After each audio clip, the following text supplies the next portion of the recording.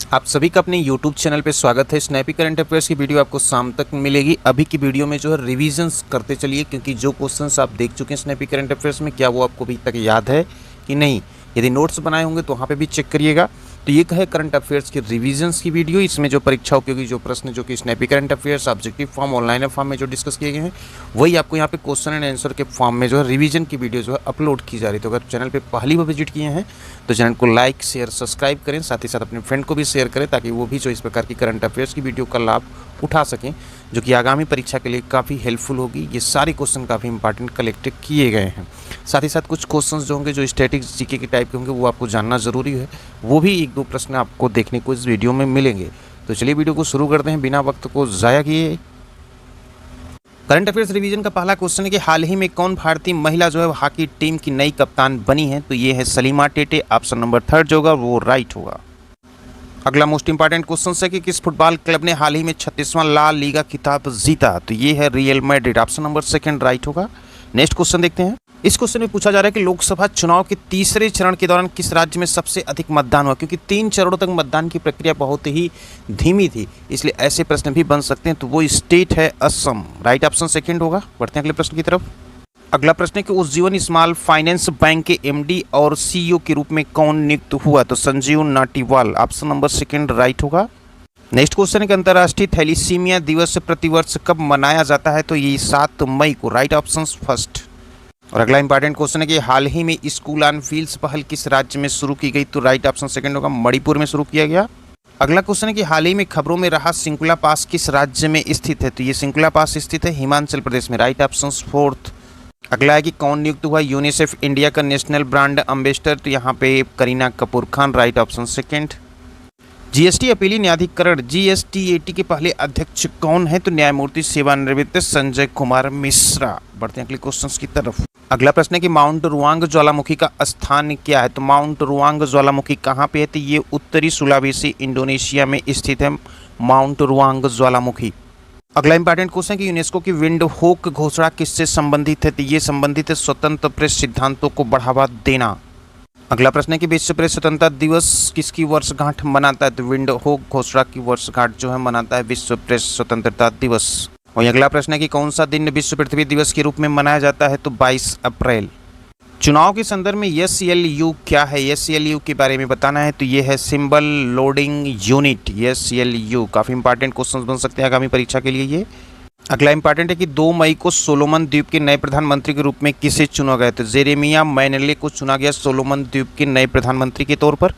अगला important question है कि भारत के रक्षा सचिव कौन है। तो गिरधर अरमाने भारत के रक्षा सचिव हैं। नेक्स्ट क्वेश्चन है कि यानी कि रिसर्च एंड एनालिसिस विंग के वर्तमान में प्रमुख कौन है। तो सामंत गोयल हैं। अगला इंपॉर्टेंट है कि हाल ही में नौसेना प्रमुख का पद किसने ग्रहण किया। तो एडमिरल दिनेश कुमार त्रिपाठी ने ग्रहण किया नौसेना प्रमुख का पद। साथ ही साथ ये भी बताते चले कि भारत में सबसे बड़े क्षेत्र पर कौन सी फसल बोई जाती है। तो वो है चावल। अगला इंपॉर्टेंट है कि भारत के राष्ट्रीय आय का संकलन कौन करता है। तो केंद्रीय सांख्यिकी संगठन। हाल ही में खबरों में रहा सिंकुला पास किस राज्य में स्थित है। तो ये हिमाचल प्रदेश में स्थित है। और वीज़ा ने किसे भारत कंट्री मैनेजर के रूप में नियुक्त किया है। तो राइट ऑप्शन हो जाएगा सुजय रैना को नियुक्त किया गया है वीज़ा के द्वारा भारत में कंट्री मैनेजर। वहीं साथ ही साथ ये भी बताना कि 6वां हिंद महासागर महासम्मेलन कहाँ आयोजित किया गया। तो इसका आयोजन किया गया है ढाका में। नेशनल टेक्नोलॉजी डे प्रतिवर्ष कब मनाया जाता है। 11 मई। और HDFC लाइफ कंपनी के द्वारा किसे नए चेयरमैन के रूप में नियुक्त किया गया। केकी मिस्त्री को नियुक्त किया गया HDFC लाइफ कंपनी के द्वारा नया चेयरमैन। अगला इंपॉर्टेंट है कि ICC महिला T20 विश्व कप 2024 का आयोजन किस देश में किया जाएगा। राइट ऑप्शन बांग्लादेश में किया जाएगा इसका आयोजन ICC महिला T20 विश्व कप 2024। अगला प्रश्न है कि अमूल आगामी T20 विश्व कप के लिए किस देश का आधिकारिक प्रायोजक बना। तो ये बना है आधिकारिक प्रायोजक श्रीलंका का। अगला मोस्ट इंपॉर्टेंट क्वेश्चन है कि किस राज्य सरकार ने पिरोल लाओ पैसे पाओ अभियान का शुभारंभ किया। तो उत्तराखंड सरकार के द्वारा शुरू किए गए जंगल में आग लगने से बचाव के लिए जो है पिरोल लाओ पैसे पाओ। पुष्कर सिंह धामी चीफ मिनिस्टर है उत्तराखंड के, उन्हीं के द्वारा। साथ ही साथ ये भी बताते चले कि भारत का सबसे गहरा स्थल रुद्धबद्ध जो सुरक्षित बंदरगाह कौन सा है। तो वो है विशाखापत्तनम। इसको भी जाने भारत का प्रथम निगमीकृत मुख्य बंदरगाह कौन सा है। तो ये है एन्नौर। इस प्रश्न को भी जाने कि भारत एशिया के किस भाग का हिस्सा है। तो ये हिस्सा है भारत दक्षिण एशिया का। अगला मोस्ट इंपॉर्टेंट है कि 2022 में 39वें राष्ट्रीय खेलों का शुभारंभकर किसे चुना गया। तो क्लाउडेड लेपर्ड को चुना गया 2022 39वें राष्ट्रीय खेल के यहाँ पे 24 होगा। बढ़ते हैं अगले क्वेश्चन की तरफ। हेनरी डुडेनेट कौन है? तो हेनरी डुडेनेट जो इंटरनेशनल रेड क्रॉस के संस्थापक हैं। टैक्सी फॉर श्योर अधिकृत किया गया है ओला कैब्स के द्वारा।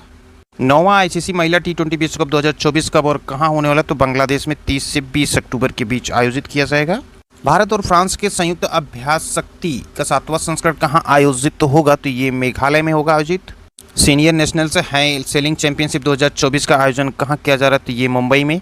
इंग्लैंड के किस क्रिकेटर ने अंतर्राष्ट्रीय क्रिकेट से संन्यास लिया? तो नाम है जेम्स एडरसन। हाल ही में खबरों में रहा चाबहार बंदरगाह किस देश में स्थित? तो ये स्थित है ईरान में।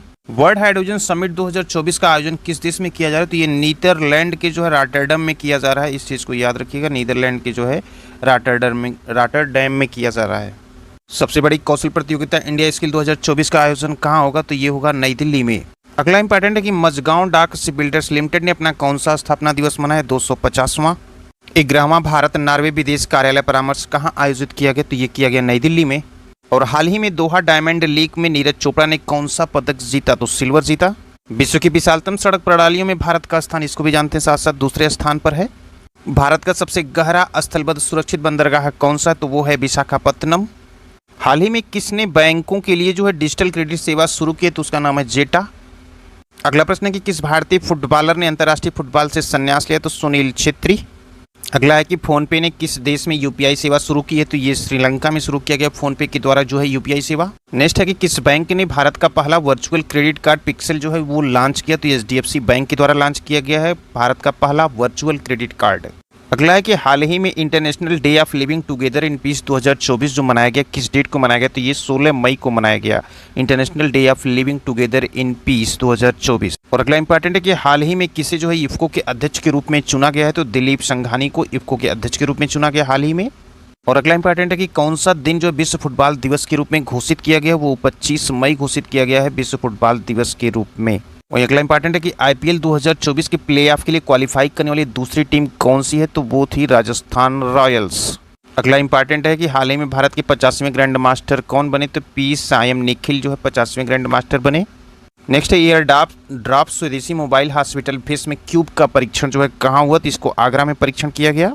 साथ ही साथ इसे भी जानते हैं भारत का सबसे लंबा बांध कौन सा है? तो वो है हीराकुंड बांध सबसे लंबा। हाल ही में ओएनडीसी स्टार्टअप महोत्सव कहाँ आयोजित किया गया? तो इसका आयोजन किया गया नई दिल्ली में। अगला इंपॉर्टेंट है कि जैव विविधता दिवस 2024 का जो है विषय क्या है? तो योजना का हिस्सा बने, ये विषय है जैव विविधता दिवस 2024 की।